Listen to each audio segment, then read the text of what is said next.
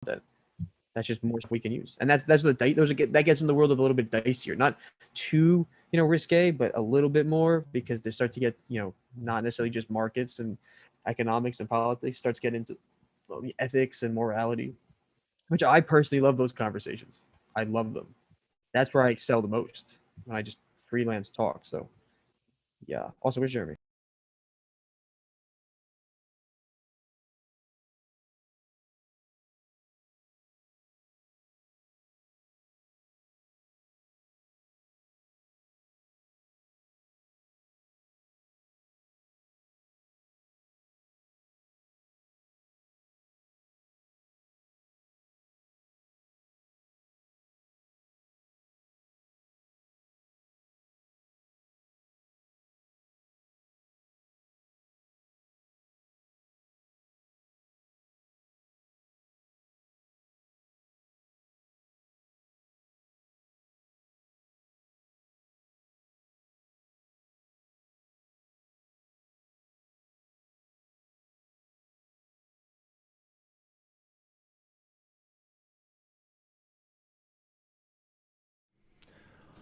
Hey, what's going on, guys? This is Random Rabbit, podcast number 5. Currently, the guys are not able to be heard over the live stream, so this is the part where I take advantage. Hope you guys are having a good week. It's Tuesday, tomorrow's hump day, and we're gonna get right into it. We're definitely we're hitting a lot of different topics today. I feel like the news just keeps expanding, and we're there to meet it. And so back at it today is Random Rabbit Wyatt, Random Rabbit Jeremy, and we'll just unmute them. Go ahead and say hi, boys. Wait, am I today unmuted? forward, My I God, would hey, let like me to speak. be Thank you. called. Quickly, help me, save me. You have been unmuted. You're welcome. My name is Rem Rabbit. I think that's what I'm going for. Rem Rabbit. Rem Rabbit. And if I'm gone, it's because I'm sleeping. And so, All right. if I'm gone, it's because I'm sleeping. This is how we're gonna start this one off. Oh, hey. So, anything random that pop up in the news today? I think we're gonna go with topic number 1. Yes. Okay. So, hello everybody. All right. So the first topic today is foreign activities. So that's going to cover 2 major countries. So the first one is in China. They're kind of having like a renewal of historical facts that a lot of people are calling a re-education, and it's kind of as President Xi puts it, the correct outlook on history. So it's a nationalist movement designed at kind of bringing awareness to the history of the Communist Party as it's preparing for its 100th anniversary. I believe it's on July 1st. And kind of their goal is to kind of shore up some of the parts of history that some people are saying are they're trying to fix them, right, and make them seem different than they are, making them seem better than they are, trying to kind of polish it up or bend facts or bend information.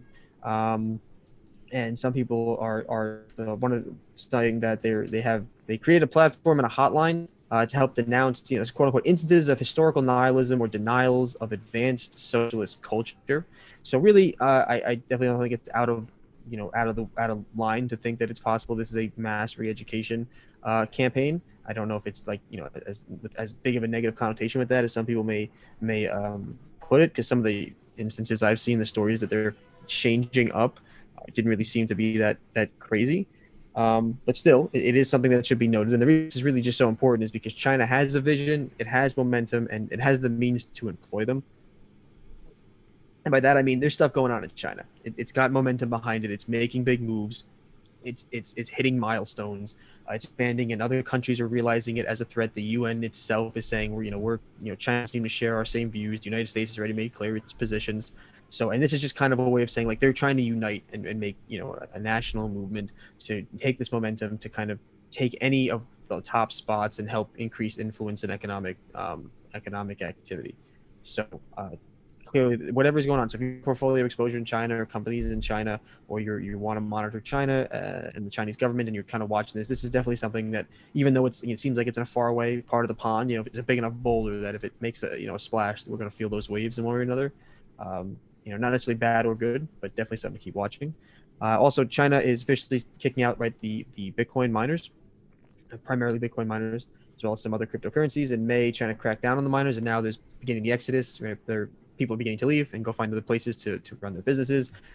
There's delays in terms of capital breaking things down, but that's their goal is to move forward. And some stories have been floated that even though they're looking in Central Asia, Eastern Europe, the U.S., Northern Europe, and even including Kazakhstan, China's neighbor, there's talks about them going to Texas because the cost of energy is so low there.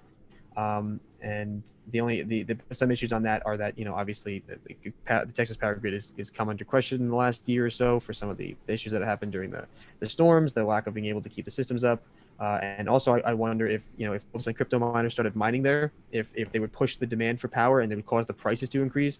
So as an effect, local cities and towns would then have to pay additional costs for energy because of the rising price because of demand, which could have an adverse effect. That would put the politicians in a very interesting spot. So the important thing to note here is that crypto is a portable market. You can bring the crypto market to the energy supplies. It doesn't need to be in one place. You can just pick it up and start it again somewhere else as long as the power is there. And that is very innovative when it comes into a financial engine or any asset. And the third thing is the Israel conservative marches, and the Palestinians' responses following the change in power. A lot of ultra conservatives are not happy with this new government. Naftali is created. There may be an internal power struggle there. And the protests were towards eastern Jerusalem and saying, really kind of standing out against the Palestinians. And apparently there are reports of people saying, slurs on both sides, and that the Israeli people were saying, they want death to all Arabs and things like that. Don't know if any of that's true. Right? I wasn't there, so it's all secondhand knowledge. But the point about this is that there may be an internal power struggle because there are also reports that they said that signs that said Bennett is a liar, right? Which is Naftali Bennett, the new prime minister, that he's a liar. So there's clearly an internal power struggle there. As well as an external power struggle, as Hamas was lighting off balloons that were burning up and caused fires, which apparently may have started some more military action from Israel going into tomorrow. So, but just to note that's what's happening over there. So that conflict, there's tensions are kind of rebridled, and there's kind of a bunch of new variables in play. So definitely something that should be good to know about. Sounds good. No, that sounds like there's a lot of foreign activity that's happening right now, and it sounds like there's a lot of different economies that are going to be affecting our economy. Israel is definitely one that's going to affect our economy. China, their move to miners bringing them to the U.S., that's going to be huge. I think we were talking earlier that if miners do come to the U.S., that's not necessarily a bad thing, but can Texas actually survive their energy grid with the way they weren't able to even handle their last winter where Cold everything front. froze over? Yeah, Exactly. I mean, everybody lost power. How can you want to suggest taking the miners over to Texas when they're already having a hard time, keeping themselves alive? Well, that's why their energy sector, their PG&E or whatever they use over there, they were saying that we could give you a fixed cost, and you could pay a higher price at this fixed cost, or you can pay this variable cost that is going to be when the power grid, when they need to use more power, we may just do a variable cost. And that's where they messed up. They said, even though the variable cost was lower, everyone opted in for that one. And when, a black swan, which is a random event that just comes out of nowhere, occurs, they got pretty much taken out for thousands and thousands of dollars. Some people looking at $20,000 and up bills for their energy consumption during that cold front in which no one had energy. And the energy companies didn't even get reprimanded for that because that was in their clause. Right. But when you don't have any when you don't have any mandated regulations on something, you leave it up to the companies to decide whether they want to spend the capital on it. And a snowstorm in Texas isn't exactly something that you plan for, so it might not seem like a very good usage for capital until it happens, and then you have a problem. And then if your market floats on supply and demand, and then you say, listen, well, there's no power, but everybody wants power, so when we finally give you power, the price is ridiculously high. Then you pay $20,000 for your energy. And if that's the case, I imagine what happens if a bunch of miners take the 6 to 9 months to set up their infrastructure and to go through those delays, and are able to set up there, what happens to the power, and also would Texas even like that? Would they accept that? How would politicians feel about it? There's no guarantee that they'll move to Texas. There's many places they can go, and I'm sure they'll scatter. But it is interesting to look because Texas has the lowest cost of energy pretty much anywhere in the world. So that is it's just so watch out if you see some factories getting set up. There might be crypto mines in your backyard, people. And if anyone in let me Texas. just say, 100 years of communism, and I don't even know if Jack Ma is out of hiding, because when he went against the Chinese regime and spoke against them, he had to go into hiding. That's because they were going to come after him, and Alibaba just went down and was taking hit after hit in its stock price. Why? Do you have any idea where Jack Ma is right now? Yeah, he's fine. He I'm reemerged. pretty sure. I'm pretty sure that he because what happens is he went to hiding because they were coming after his companies and they said, listen, your companies are too big and you're getting too much sway. We want you to limit it. We're going to force you to. And Jack Ma went to hiding and not making public appearances. But that I don't know if that was because he was scared for his life or because he wanted to figure this out with his lawyers because the country's coming to take away his empire here. With communism, is there He reemerged. really He gave in what they wanted and he power? reemerged. No, I'm not sure, but he could be deciding also to leave because Jack Ma's a billionaire. He can just take his billions and go somewhere else. So Or he it did could just get reemerge and taken. give China what they want. So he misspoke. From all the people I hear Chinese news, like he misspoke. He overspoke his power, and he said something that was essentially against the government. And the Right. government's flex was, well, no, we still control you, and that's where he disappears for No, 3 months. And I definitely agree that communist Come back to government new of man. China is not a place that I would want to live, and it is dangerous. But I definitely agree with that. But I don't think that's the main story to take away because I don't know if the dangers are for us as investors or for the U.S. markets. Because the I guess the dangers- sovereignty has right to do it. The They want dangers to. of communism would be the government being able to limit capitalism in their government, but in their society, but also such as NEO, which is 30% owned by the Chinese. And They didn't allow them to fail. So, and we know that Americans are buying up more of the shares for NEO, but back in the day, it was around 30+%. An interesting point about this, because I do agree that a lot of businesses are propped up by the Chinese government, and I don't trust really anything that comes out of China. And I have my significant doubts about the legitimate intentions of the Chinese government. Of course, I know the struggles that communism has done and destroyed countries all around the world. But what's interesting, and I was thinking about this just as you said this. China doesn't let its business fail, but what happens if your country has 0% interest rates, the ability to restructure debt through bankruptcy, and your Federal Reserve starts buying corporate debt?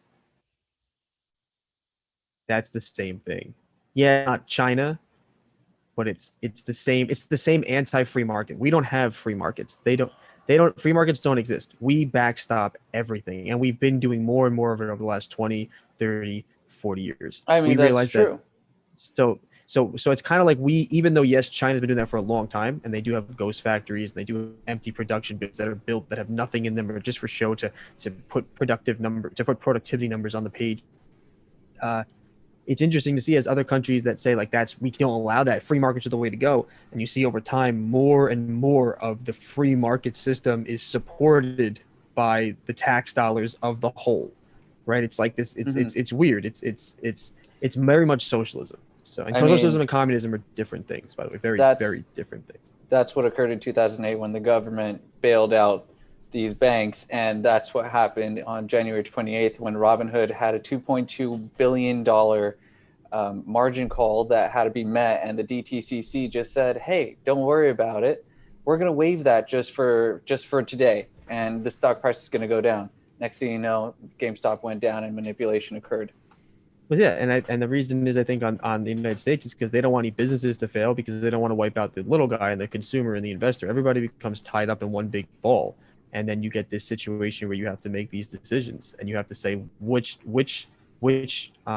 failures am I let happen, and which ones aren't I? I mean, as far as I can tell, we really protect a lot of companies that we necessarily shouldn't.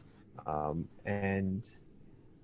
I just find that interesting. I find it interesting that that's a development that in the United States we've been just doing more and more. Central banks have really just become lifelines for I mean, companies, for industries, that's everything. what it is.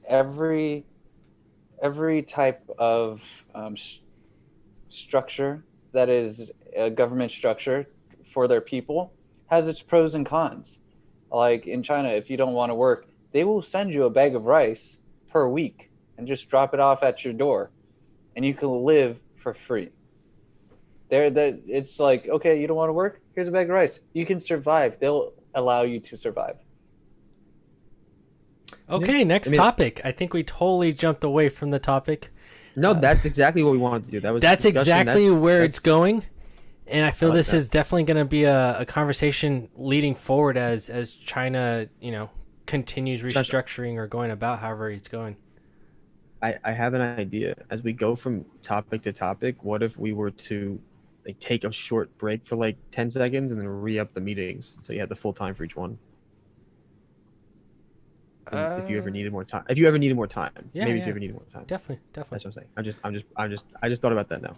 Okay, topic number 2. Topic number 2, yes. So the topic number 2 is the electric vehicles, EV, which is a macro topic that we will be covering and talking about, and for a long time. On some of the news today was GM and Wabtec Group from Pittsburgh. They're partnering up to make commercialized electric locomotives or freight trains to carry our goods around the country. This is a non-binding memorandum, so it's not necessarily going to happen, right? It's just kind of a struck and a joint venture loosely put together here. IM is going to supply the Ultium battery and the Hydrotech hydrogen fuel cells, and Wabtec will bring in the electric locomotives, and they'll put them together. And the idea is to create a transportation system here for supply chains using clean energy. Right? This is a macro trade. This is a macro theme, and it's permeating every industry. It's revitalizing everything, including cars, tech. Apple here just hired a BMW veteran, Ulrich Kranz, who's the co-founder of Canoe, which is working on self-driving cars. And at BMW, he led the electric vehicle development program. Apple has said it is not specifically working on smart cars or electric vehicles. However, they have a special projects group that they invest lots of money in, and they kind of bring people in to consult on. Hyundai was in talks with them earlier in the year, as well as another company a few years ago to do some kind of car deal, smart car, electric vehicle. It never kind of materialized. And then in 2018, though, they also picked up Doug Fielder from Tesla, who obviously has experience with the battery components, these structures, electric vehicles.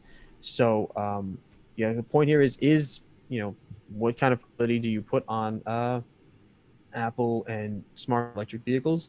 And interesting because what if they're trying to low profile? Because I imagine if Apple started making smart cars too, if they put out, which is the next part we're going to talk about, antitrust distaste is trust distaste is getting larger. So would they want to actually make that public and risk that also coming into play and having people say, hey, listen, you make computers and watches and phones, and now you're not going to make cars and smart homes. You know what I mean? Where's the limit on that? Because that would definitely imagine fall under someone's radar for potential. Are you monopoly. kidding me? Apple was built on antitrust. Like they took software from IBM. They took free software from the web, Linux. They were built on antitrust. They just need to change a little part, and they're like, "Hey, this is our own." They're pros. I mean, right now their market is mostly in the consumer electronics and devices, and they just kind of a walled garden, thing where they basically keep you in with all these new products, and all the products work with each other. They connect, so like you stay in the network, you have wonderful support around you. If you leave it, there's nothing out there for you. It's a barren desert outside our oasis here. It's hard to connect and hard to jump ship. But this would be interesting. This would be an entirely new industry for them, and they have a lot of money. They're a very, very, very wealthy company. So they $1 trillion company. Yeah, so they definitely have the capital to do it. But Apple's engineers were viewed as higher than the executives. They answered directly to Steve Jobs because they understood that the marketing and the appeal, the design, that part of it was so much more important. And then when you got to the technology, it wasn't that it had to be the most innovative. It had to be the easiest use. The entire process had to be streamlined. It was about the user experience and the way it made them feel, not necessarily about like innovating to the most, greatest technology the world had ever seen. and that was really big for Apple. It allowed them to only own 25, at some point I think it was like 15 to 20% of the market, but had 85% of the profits for the whole market because they were able to price these things at a premium and get them made in other countries for very, very low cost. So, kudos to Steve Jobs, kudos to Tim Cook, kudos to Apple. But I definitely think that they would be broken up if they did have a smart car and electric vehicle division. But I wouldn't be surprised if we don't hear about it until it's done. If they are doing it, I just think it's interesting that they're all these guys who work on EV, all these people, they're being brought into Apple and they're not working on EV. So they're not working on EV, they're working on something that has to do with EV. So that would be maybe even more interesting. Yeah, it's going to be interesting because they haven't come out with a product that everybody's been like raving about in quite a long time. So for them to jump into the electric vehicle game, they're going to really have to make it better than Tesla. I mean, I feel like Tesla already set that iPhone looking standard of professionalism. Like if you were to tell me and replace, a Tesla logo with the Apple logo and then present the same exact Tesla car, I wouldn't have questioned it. It's the same exact style, feel, look. It's Right, going to be pretty hard to compete. But sometimes, they always say like the early bird gets the worm, but the second mouse gets the cheese. Not just because you're the first mover in a market doesn't necessarily mean you're the winner. Tesla's facing a barrage of problems. They have been for some time. And all these other guys that are migrating into EV, either whether they're a car company or they're becoming, or they're a new company, or there's someone transitioning into EV to move out of their older business models, they can use Tesla as a benchmark. They can use Tesla as kind of like a barometer and see what did they do, what mistakes Tesla did they was have. the guinea pig. They were the guinea Right. pig, and they would be making the mistakes, and every other company afterwards is going to look at that and be like, we're not going to make that mistake. We're not going to do anything that Right. they did that costs them money, and we're going to make it better. And that's Just the advantage of the second mouse coming in and actually getting the cheese. getting that cheese. The first mouse is dead. Now the trap's been sprung, and you won't make those same mistakes. So I definitely think they could be very much a competitor. And I think a lot of people are, especially in other countries, because remember, electric vehicles are still new. Tesla has the electric vehicle adoption and usage and smart car adoption. These are not widespread yet. This is not like, just the norm. It's becoming the norm. So this is still very much an open market for these competitors. And that's why you're seeing so many companies enter the space, because they know that Tesla's big, but the market itself doesn't. It's not like Tesla doesn't own the whole. It's not just Tesla doesn't own the whole market. The market itself is still evolving and growing. So they don't even know the kind of full potential there is. That's why you're seeing this. So, I wouldn't rule anything out. I wouldn't rule anybody out as a competitor at this time. So then now let's take an investment point of view. Is this now a good time to be jumping into Apple, looking at what Tesla just did over the last few years? Talking stock-wise, profit-wise. Well, if the question is, should you be baking into your valuation of the stock the potential for this product line? If you were to do that, you would need to look at other electric vehicle makers, look at their margins, look at how their production cycles, figure out what they used, how much their expenses were, figure out how that factors in to Apple's current numbers, extrapolated forward into the future, and try to value that back. But that's the tough part, is you don't even know if they're actually doing it, confirming it, at the same time, to even figure out what that price would be. So I'd say don't trade that as like definitely going to happen. I mean, sure, somebody in the market will. But the other thing to note is how high is Apple, right? Where is Apple right now? All you got to think about is this. Apple at this time is too large to fail. So if you're looking at an investment time of over 10 years, 50 years, 100 years, you get into Apple right now, you're going to be making money no matter what. Yeah, but if you can afford to hold it that long, because if it goes to, let's say, it's at 129, then it goes to 10. Thanks for the subscribe, X Infamous. Yes. Thank you.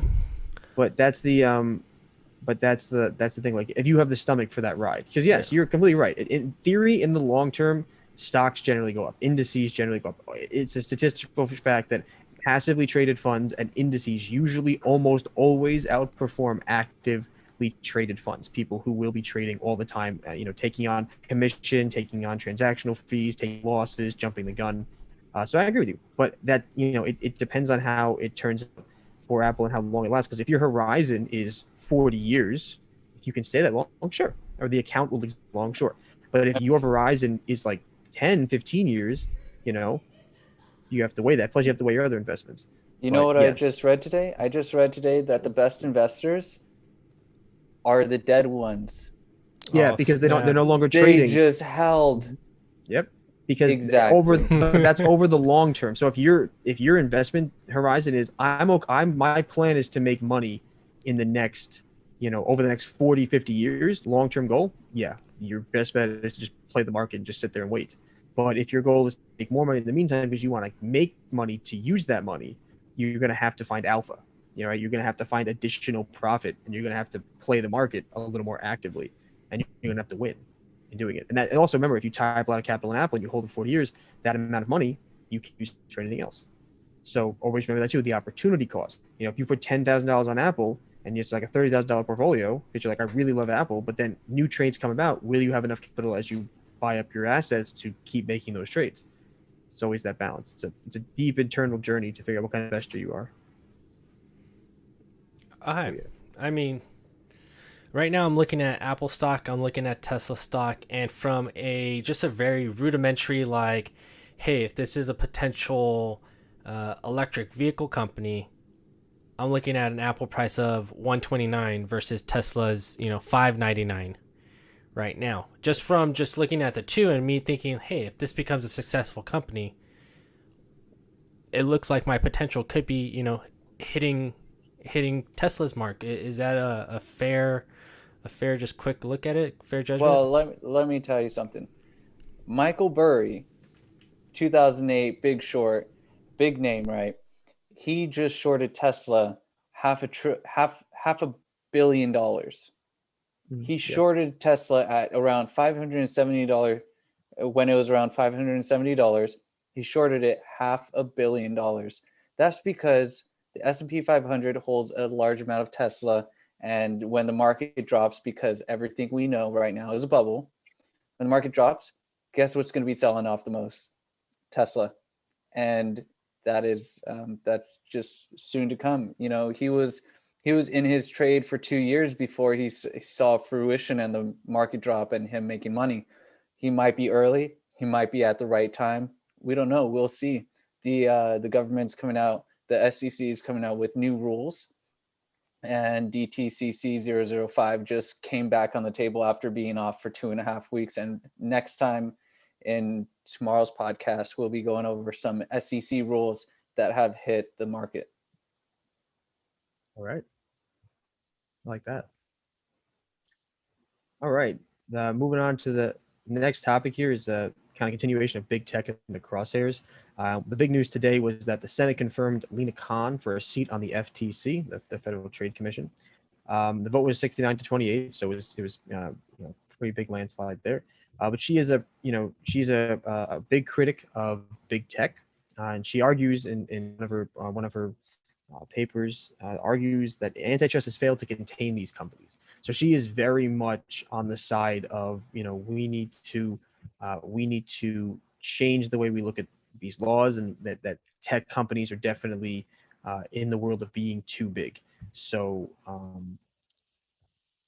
it's definitely something that you should be looking at as we kind of follow this for tech, and we follow the different bills that are coming out, right, to try to limit the monopoly power of these big tech companies and how they might need to be broken up or how they might need to change their businesses. Really, this is just kind of another piece of information to know, like, Lina Khan on the FTC, where the FTC wants to act more authority on, antitrust, on regulations of markets, on regulations of businesses, and you just appoint someone new to the seat that is starkly opposed to big tech. So definitely, kind of one more in the chamber there in terms of, the pressure being put against them.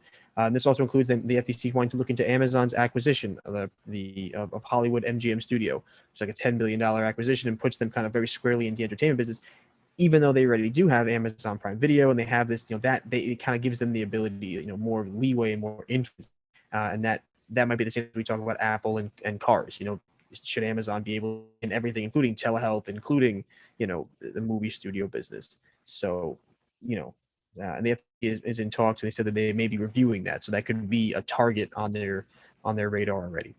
So definitely, if you have exposure to big tech or you like big tech, you're looking for it in the future, um, definitely something to be aware of. definitely, more information as you're trying to figure out the value of these investments going forward and the risks that may be incurred as to what these policies are.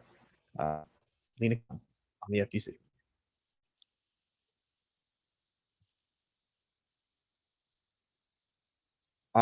Right now, neither. It's a short term, long term thing. I think in the long term, if these bills start to gain weight, this could be a more pressure against them.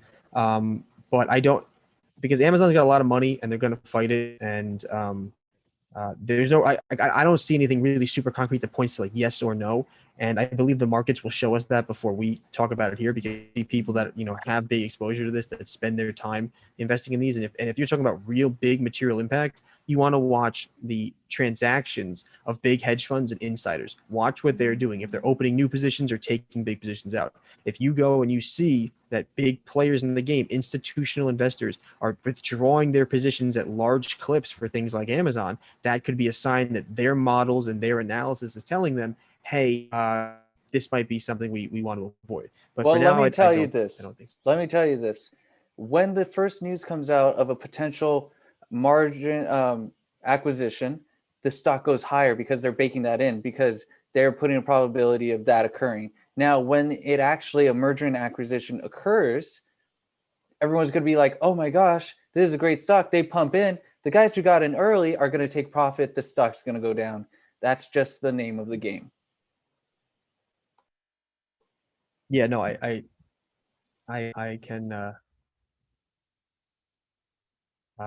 yeah, no, I can agree with that if that's the case. But I don't, again, like Amazon is a huge revenue machine. It is a staple in the economy at this point.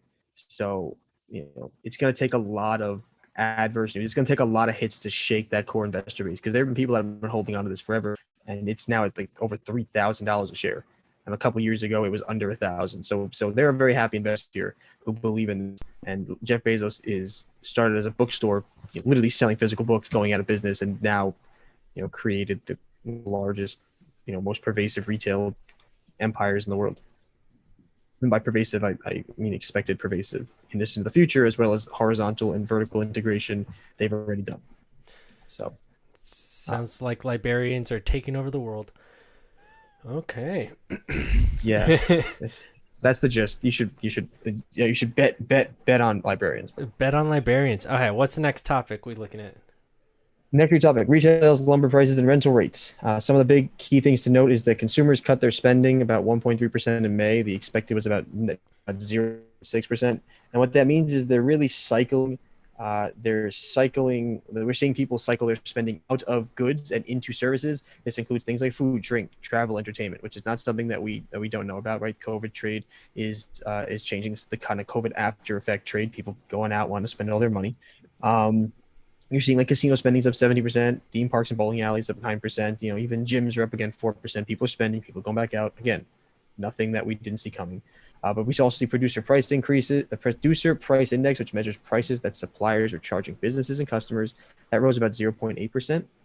So it just kind of shows that there is an increase of costs that the suppliers are issuing to people that are buying from them, and that we're seeing some of those costs be pushed out to consumers. That's the translation of inflation. So that's also factoring into that as well.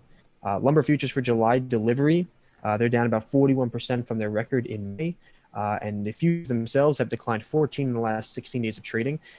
Some people believe here that the lumber bubble has popped, and we're just kind of see where the price settles down. But note, it still is about 3 times higher, 3 times more expensive than it would be at the same time in last year, for a normal time for this time of the year. So thanks for the follow, James Clark. There's definitely been a change. What happened? Sorry for the interruption. Another follower. Thank you, James Clark. Appreciate it. Thank you, James. And so then Freddie Mac comes out and they say that, part of the reason that we have these shortages and these high prices anyway are also supported by the 3.8 million houses. We're about 3.8 million houses shy of meeting current demand. And this is also a factor of a lack of construction since 2008. Home values took a hit, and there isn't as much building. So this just kind of exacerbates it. But some people are arguing this is the kind of effects towards more normalization of prices. So we're still high, but we're definitely seeing a change in there, at least in the short term. And you're also seeing a large amount of insiders are selling their positions in are selling their positions in these lumber companies, processing companies, companies that own, land that lumber is kind of harvested from. So, and that's kind of a sign too, because when you see insiders selling, that may be a sign they say, okay, our stock price is really high. We're selling because we might think this is the time to. It could mean they're just exercising options they already have, or they have to do it by a certain amount of time for their compensation. But it can also mean, hey, we think our stock price is about as high as it's going to go. This is a great price for us, so we're going to sell out and take profits, which may be a sign to the markets that these things are changing. There is a change in lumber prices, which may help to show that some of our inflation is transitory. Maybe not all of it, but some of it is, right? That could be what we're looking at here. In addition to this, single-family rents increased 5.3% year over year in April. That's the biggest gain in 15 years. And detached homes, which are rental homes that are not like townhouses where you have like 2 or 3 units that are attached. They're independent. They have their own yards and everything, their own space. Those prices were about 8%, driven by millennials who want outdoor space. That's kind of the consensus right there out of a CoreLogic survey. 64% of the people that were putting up these saying that they wanted outdoor space. That was saying that they wanted these detached homes. They were saying outdoor space, and they tended to be millennials. So, which makes sense because we're seeing an exodus from the cities out into the suburbs. People don't want to be near each other anymore following the pandemic, which makes sense. It seems to be a normal human reaction to people dying, hearing bad news all the time, people scared, lockdowns, kind of that end of the world vibe. You don't want to be around, lots of people in the city when the zombie apocalypse attacks, so they want their space. And out of all these places, Phoenix, Tucson, Las Vegas, and Atlanta saw the greatest growth from 12% to 9%. So the greatest increase in rental in rents, respectively. And Boston and Chicago saw actual declines of 5.9 and 2.6% respectively.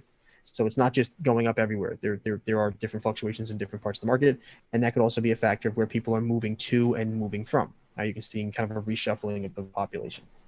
So, yeah. I mean, I feel like this is just like a huge topic in general. I mean, just because how inflation's taken over everything, and I believe I was reading something where they're saying that most of the properties being purchased right now are purchased for the intention of rentals and for profit, not for living in it, not for, the typical home for family. I don't know what I'm trying to say right now, but pretty much everybody's making profit off of them. The people who need to be living in them aren't living in them. They're probably losing their home. They're probably going to foreclose on them. People who are going to buy them up are going to just be investors who are going to just flip them, use it for money, increase the value of the area, and then make it even more impossible for people to repurchase into the market. Well, we talked about on an earlier podcast about pension funds and big institutions that are buying up homes for the purpose of adding them to their portfolio as rental revenue, so they can rent out to people. And I definitely think that's interesting because I wonder what happens if if industries and funds start buying up lots and lots of property and they own all of it. What happens to the supply of homes to buy? A remaining supply that aren't owned by a company may increase in value, and the companies may try to hold them for their revenue values, so they can then make products that they gain their value from collection of pools of revenue, like a securitized asset. Or they may just hold them to sell them at premiums because they'll have a portfolio of houses. So when the housing market goes up, they'll have a bunch of assets on their books that is increasing their value, making their company look like it's worth more money. And then to divest those assets would then to give them a big windfall because they would be selling them at a premium, and they would be like, I have a supply of 10,000 homes. You know what I mean? These prices are high, but I'll give you a nice discount. They become like lenders and dealers of homes instead of people buying them from each other, and you would just see funds being the distributors, which would be an interesting, and that's obviously an extreme case, but an interesting thought experiment there. But yeah, a lot of people they are buying up these houses, and no one is living there. And then the protection on evictions to the CDC that ends in about 15 days, something like that. And there's a lot of people out there that can't pay their rent, or that have said that, we need assistance, and there's not really much assistance going on, and so we have to watch and see over the next month in July if there'll be tons and tons of evictions. So all right, we'll be obviously reporting on that. Something to look forward to, not to look forward to. That's not really like housing bubble. Yeah, not really the best news, but like it's definitely something that's going to be current. Buyer's market. It's not something new. This is something that's repeating now from the 2008 crisis, right? Right. And so well, something that's kind of we have someone saying renters renters in New Jersey. What do you think the play is moving forward? Wait out the inflation period to get in before rental prices rise even higher. So Well, these are okay, renters in New Jersey. if your purpose is to live, if your purpose is to live, I guess that depends on So your they followed it up with, how do you see the inflation curve moving in the future? Well, we're gonna honestly. have to hop on in a bit because our Zoom Oh, meeting's about to end. we are going to So literally we be could right come back. back. We will come back and answer Like your 10 seconds. questions. Go We'll ahead be right back. and do some quick magic research, and we will be right back. Well, whenever this Zoom meeting ends, because it's gonna end soon. We'll just cut it now, and then we'll just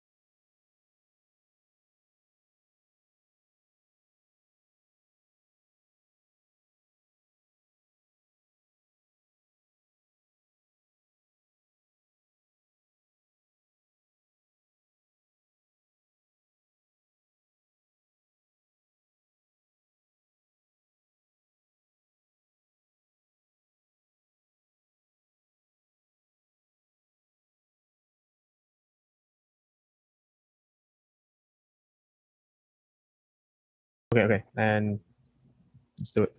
All right, we're back on.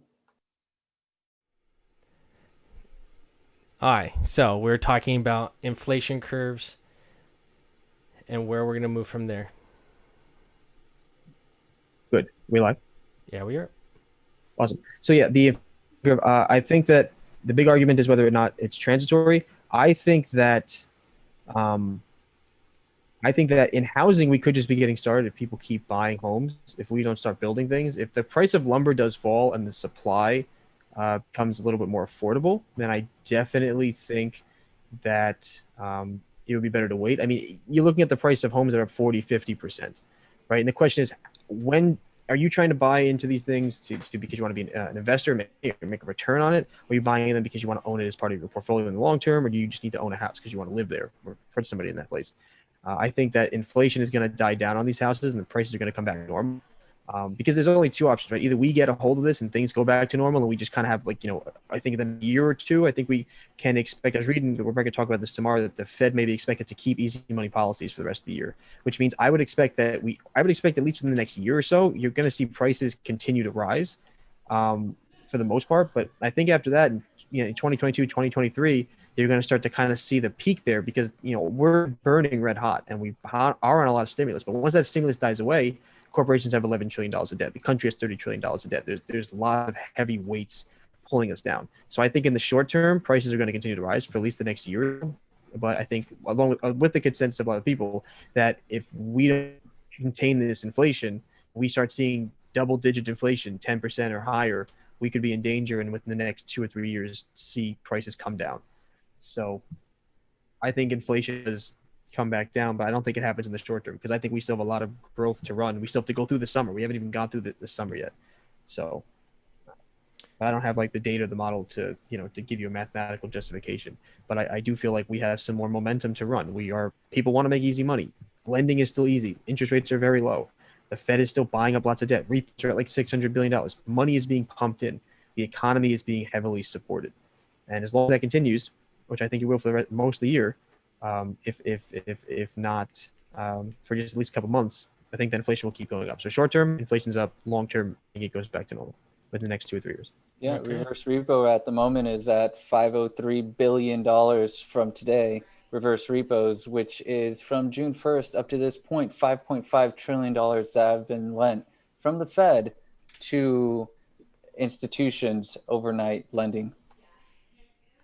Yeah. So and that and repo and repurchase loan, repurchase agreements are really just the way that the Fed say, I'll take financial assets from you, I'll give you cash, and you're going to use them to do market activity, and you're going to buy back your collateral in the future at higher rates. If the repo rate is next to zero, it means that you basically don't have to. You just have to match that amount of money, and if the repo rate ever goes below that, you literally have to pay back less than you borrowed to complete that loan agreement. And they're let me usually tell done you, over like they're the usually done reverse very short repo rate times. is at 0.3%.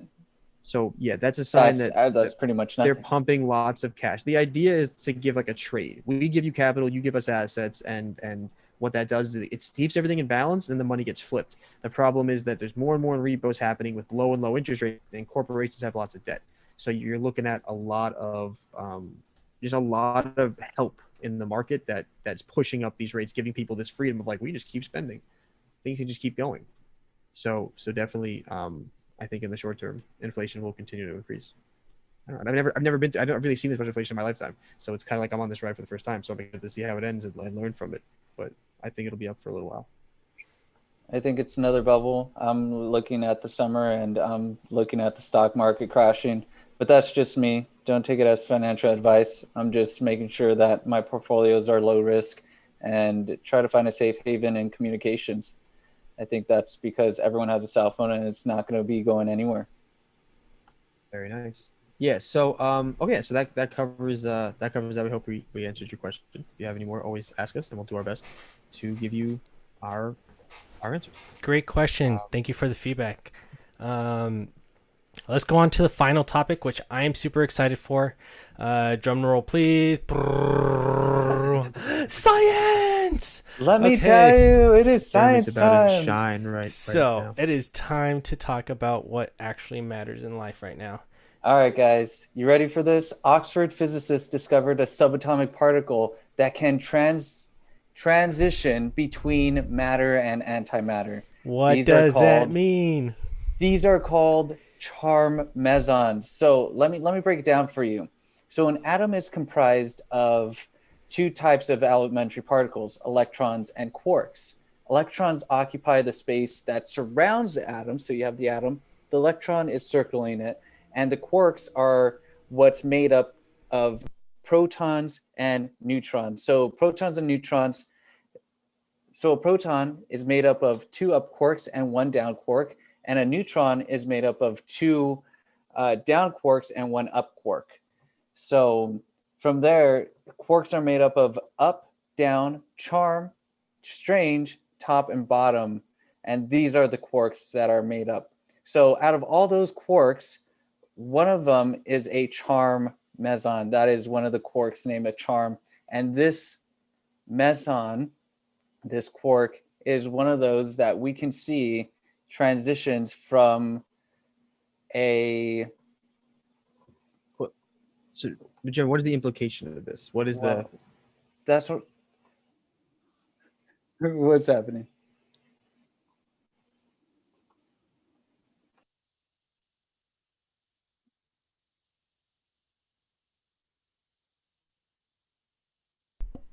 You know what? I thought I was talking the whole time, but I was totally on mute. I was excited. This is fine. I'll be able to regurgitate what I was about to say without screaming into the mic. So, the craziest part about all of this is that antimatter is one of the hardest matters to create currently right now in physics. If you can create it, you are a trillionaire.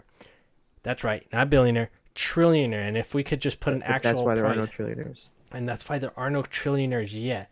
So let's see, 1 gram of antimatter costs $62.5 trillion. $62.5 billion. Try and mine that in your Trillion. backyard. Trillion. Trillion. Sorry So, about so that. let me tell you how these scientists actually discovered that this charm meson was able to change and oscillate from matter to antimatter.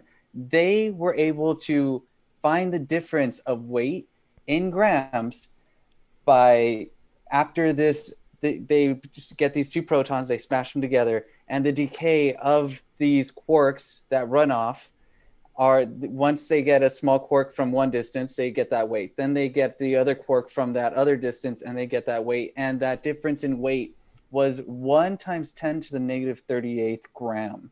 Okay, that is 0.37 zeros afterwards, then a 1, and then a gram. Okay, that is so minuscule, but just that change in difference, just that weight difference, they were able to see that these subatomic particles, this meson was able to change its state from matter to antimatter. Now, this huge implication that during the Big Bang, what occurred was matter and antimatter was both there at the same time. It was like 50-50. They were both there. And when matter and antimatter come into collision, they are annihilated and energy is expended. And that would be a lot of energy. So now that they're seeing that a particle is actually able to oscillate between matter and antimatter, that just to physicists, because they believe that, well, this quark that is always there, it always has like matter and antimatter just circling it. It's merely just always there. No, they didn't even think about the possibility that one charm meson is actually able to oscillate between matter and antimatter, which that is the breakthrough. Very nice. So- And what is this? The implication of this is the Big Bang should have created equal amounts of matter and antimatter in the early universe. But today, everything that is observed is made up of matter, and every one out of a billion particles is matter that came from the Big Bang. There's not much antimatter to be found. So what is an example of antimatter? So you have an electron that is negatively charged. The opposite, or the antimatter of an electron, is a positron, which is now positively charged. So if you have let's say a proton that has 2 up quarks, 1 down quark, while the antipositron would be, antiproton would have these antimatter up quarks, 2 antimatter up quarks, and an antimatter down quark. So from there, if antimatter and matter are created and destroyed together, it seems the universe should contain nothing but leftover energy. So antimatter and matter particles are always produced in pairs. And if they come into contact, they're annihilated like regular energy. So the problem is scientists should see an equal amount of matter and antimatter. And this is where they are stumped. So they're saying that there should have been some hand in the process of the Big Bang, because there's way more matter in our universe than antimatter. It should have been 50-50, like a coin toss. But instead they say that there is some mechanism, some outer being, someone, something that is controlling it, that is saying, hey, we want more heads on the table than there are tails. And that is what is mind-blowing, because as we all know, the law of large numbers states that if we're flipping a coin 50-50, out of a million tries, there is going to be 50% heads and 50% tails, 50% matter and 50% antimatter. And that is just not a fact right now in our universe. Yes. Okay. So what does this present us? What is the new prevailing logic then? What does it mean by a hand in the Big Bang? Because assuming that the Big Bang is right, that's the prevalent notion that that's pretty much how the world started, with the Big Bang.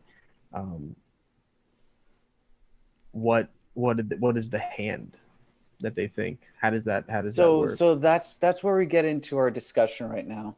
Scientists are saying there has to be an outside mechanism to have created the universe as it is now, with more matter than antimatter. Is there more proof of a higher being now? Or and are we in a simulation? So that's our discussion. Does this prove that we're in a simulation? Because we are able to create coded models, and we could create a Sims, and we know that we create this environment. Now we see proof that our environment is tampered with, because there should be 50% matter and 50% antimatter, but that's just not the case. Are we in a simulation? That's a little hard to say, because if they're barely just discovering antimatter, just because an equation says that it should be balanced, and or we have matter over here, there should be the equivalence of antimatter over here, Yeah, sure, but like when you jump into those realms, you're also saying that, this right here, we're still trying to figure out how to even view this thing. We're still trying to figure out what this is. And So let me tell you this.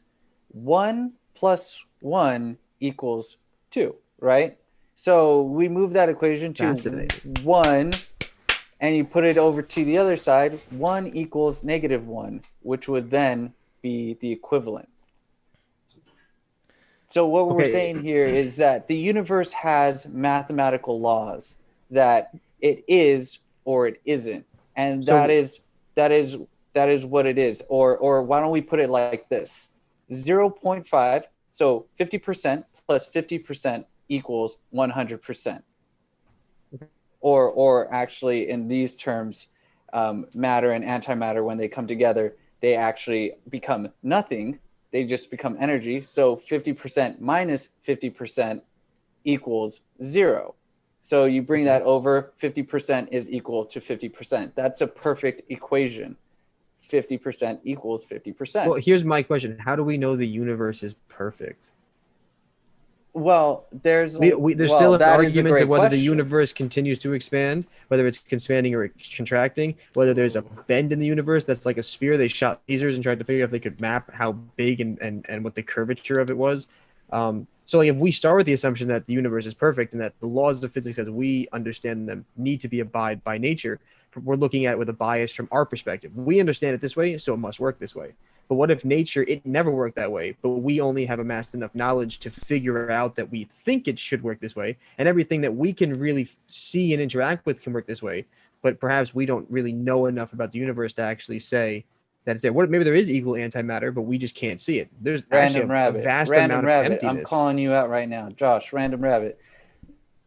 I'm Could you here. look up the probability in which life needed to start on Earth? What is the probability of which It's infinitesimally everything small. had to be perfect You're for talking life about to start on the Earth? Goldilocks.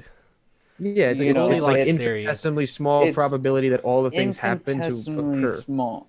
That everything had to be Right. perfect in order for life to succeed on Earth. For Right, the and- first bacteria to evolve and be made and then evolve from there and evolve from there, Right, if we're right. believing in evolution. Or is there a need for a mechanism to be out there to have assisted life to occur? Well, maybe we think of it that way because we get to a point in the every time human beings evolve, like we started by seeing the sun and being like, that shit's hot. That's sun god. It rained and it was like the gods must be mad or the gods must be grateful because they're giving us water to grow our food. Right? It started off very basically. We did the less we understood, the more we attributed to something bigger than ourselves. Over time, the universe got smaller and smaller because we could understand it. But we started saying, oh, I get it. Oh, we know how this works. We can model that. We can make a model and use that model to build something else that's like the thing that we didn't understand before. Found out the world wasn't flat. Found out the world was a sphere. Found out that we revolved around the sun. Josh, you got to mute that mic. Oh my God. And oh, you did? Oh, awesome. Oh, that messes me up whenever I can still hear this, but I don't know if it's on the live thing. But the point is, we don't. Every time we gain new knowledge, right? You know, if we look at our knowledge historically, we have come such a far way. So it's reasonable for us to think like, if it's beyond our scope of knowledge, it must have had another type of help. There must have been some kind of design inherent in this, right? Because it just seems so impossible based on what we know. But maybe we just don't understand the laws of physics as well as we think we do. You know, we do well enough for our local environment. But if space is never ending, and most of space is dead because most of the light we see from stars are gone, we're just waiting to see them. How much of matter actually does exist in the universe at one time? And how do we know? We can barely track antimatter as it is. There could be shit tons of it. We just haven't actually really been able to reliably map it or run into it in any capacity. You know, we have technology that's floating out among these outer planets and stars and trying to get to other galaxies and trying to map these things and send pictures. But we're still trying to figure out the depths of our oceans. We're trying to figure out Mars. You know what I mean? That's like just right next to us relative to space. Each year, CERN creates 1.67 nanograms of antimatter. Wow. That's 1.6. 1.67 nanograms. That is times 10 to the negative ninth decimal point going backwards. And Okay. that is That's minuscule. nothing. Right, tiny. Yeah, I mean, I imagine if they made lots of antimatter, we'd have a real problem, because antimatter comes into contact with matter and destroys it. So if they were able to perpetually produce lots of antimatter, they would have the same effect as a black hole, which say would destroy us, like our life. Or you could use it in a fusion reaction or just a reaction, and then you could fusion reaction was just to say like, hey, we put it in like a cylinder and we put antimatter and we put like shove matter into it in the same equilibrium, and then boom, it expels energy and we get free energy. But how did from they that. create antimatter? What was? Do they have to create matter as well? Well, Right? Is it- you know how they create antimatter? They get two positrons. They not positrons. They get two protons, and they smash it together at really high speeds, and these quarks go flying off. And out of those particles that fly off, that are quarks and everything, some of those are antimatter.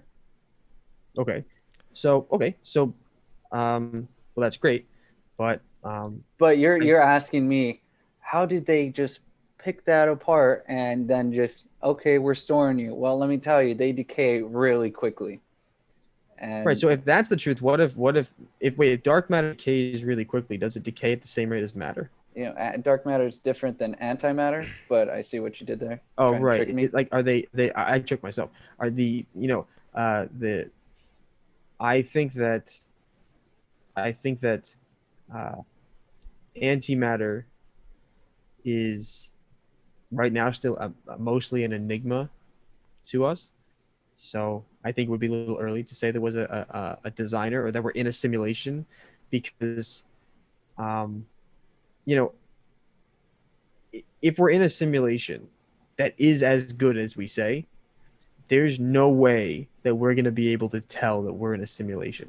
Because if our simulation can generate all the data that is around us, that exceeds our capacity of understanding by so very much that there would be no feasible way of understanding it or having data for it beyond just, theories, wild theories at best. Because that gap in knowledge is so large that there's no way you could just jump it. You know what I mean? So I just think that we don't know. We don't understand. That's what I think. We just don't understand it yet. Maybe we come out to find out that things to be equal.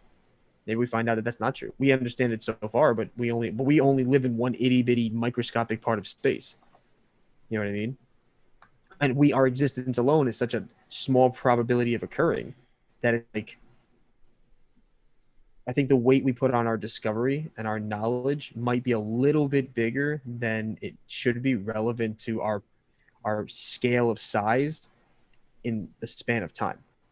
Because chances are this planet this sun will eventually implode or explode, and this entire planet, everything we've ever built on it, will be completely obliterated. And no one will ever know it existed unless we become a super planetary species and are able to survive on multiple planets, and not just in our own solar system, but outside of our solar system, because we won't be able to survive in our solar system. So, we have a long way to go before we know the truth. I'm okay with accepting that there's just stuff we don't know. And next time, UFOs, and when the Pentagon is going to come out with their report later June. That's true. It's true. We're coming up to the middle of June, and we still haven't heard anything official from the Pentagon. So let's save that for next topic. Like Jeremy said, not next topic. Next podcast. We've hit our time as it is. I think this was a really good podcast. There was definitely a lot to go over. Wyatt, Jeremy, thank you for all your knowledge. You guys are definitely what's driving some of this back throttle of aggressive knowledge. I'm just kidding. And for our 7-8 viewers at times, thank you very much. We're definitely excited that you guys came in and we're here to talk with us. Let's see. Infamous, wait before you go 1v1 Smash. I'm playing Mario. How many games do you guys think you're winning? Oh, I'll definitely take. All right, we're definitely in for you. Smash. Thank you, Jake. Much love, brother. We'll but yeah, I'm totally down for the. Yeah, Smash. we'll come back for that one because I definitely have We should definitely the stream. setup We should ready. definitely Yeah. stream Smash. I'm all about that. Okay, and the last thing, if you ever go on etfchannel.com, I was looking at XRT, which is a sector ETF, and it shows that shares are shorted at 178%, and that's Thank you, saying Jeff. that shares outstanding are 9.2 million and shares shorted are 16.39 million. So we're talking about naked shorting here, people. That's a lot of fraud. That's a lot going on in the market. We should really pay attention to it because they're not stopping, and the government is going to come in with these new rules. The SEC is going to come in with these new rules, and I'm going to be all over that so we can make money. It's all about the Hell money yeah. game right now. All about the cash flow. All right, guys. Well, you guys have a good rest of the night. This is Random Rabbit signing out. You guys take care. See ya. See you guys tomorrow, guys. 9:30 Eastern Standard Time. 9:30 every day. Bye, everybody.